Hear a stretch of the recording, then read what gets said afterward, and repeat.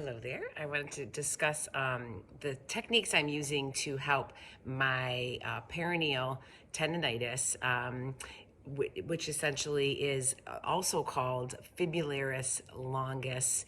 The muscles they kind of changed the names as time has gone on with anatomy. I'm not sure how and why they did that, but it is what it is. I was running on some uneven terrain, mostly hills, a couple weeks ago, a week and a half ago, I think, and literally inflamed the outside part of my foot.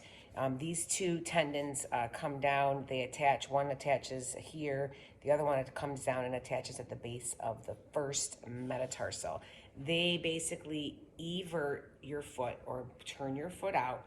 And I am going to show you a couple stretches. Foam rolling.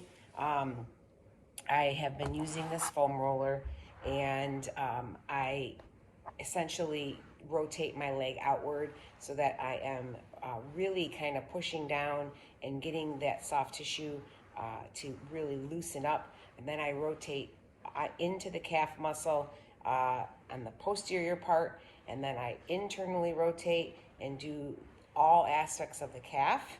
And I will do this for about 5 to 10 minutes. Any parts that feel really tight, I will zone in on.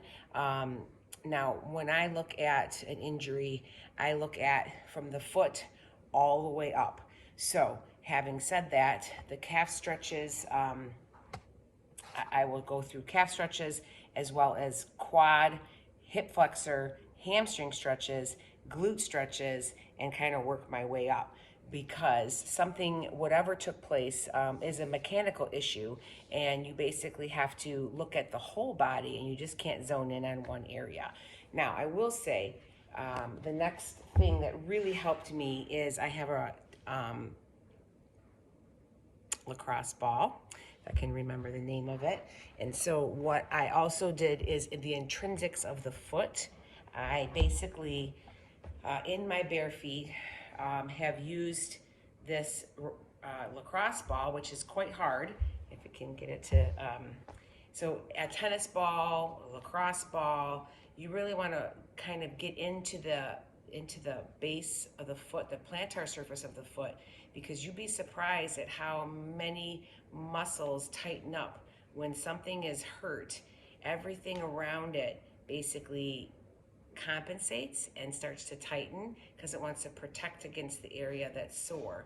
So this is not comfortable, but boy, can I feel tightness in certain areas. And we all know with flexology, that's a whole different science.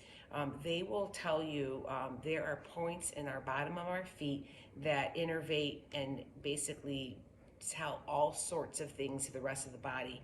And I'm a believer of this, and definitely helped me to lessen some of the discomfort on the outside of my foot. A good supportive shoe is always important, and I kind of do this for about 5 minutes or so, and then the last thing I do is the 2 calf stretches. So I will be holding up against a wall, my heels flat, and I show these all the time. There's 2 calf muscles, so straight knee stretch, I'm gonna lean into the wall. That gets the gastrocnemius, and I will hold those for 20 seconds, repeat them 5 times. Then I bring it a little closer to the wall, bend my knee, and then lean forward, keeping that heel flat on the floor, toes straight ahead. This gets the second muscle, the soleus, which is down through here. I also stretch my quads out extensively, my hip flexors, which I would come down on the floor and basically extend forward, and I can raise my arms up higher, work on that, and as well as the hamstring muscle. So the hamstring, I will pop it this way, and I will work with my toe up. I'll externally rotate, I'll internally rotate, and then I do this bilaterally always so that my body is equal on both sides. Also, again, the supportive shoe really helps. Icing, icing, icing. Ice is your best friend. And I basically ice 3 to 5 times a day for 15 minutes or so right over that area. and it's slowly getting better. So I just have to kind of keep with it, but that's what I do for my peroneal tendonitis. Talk to you later.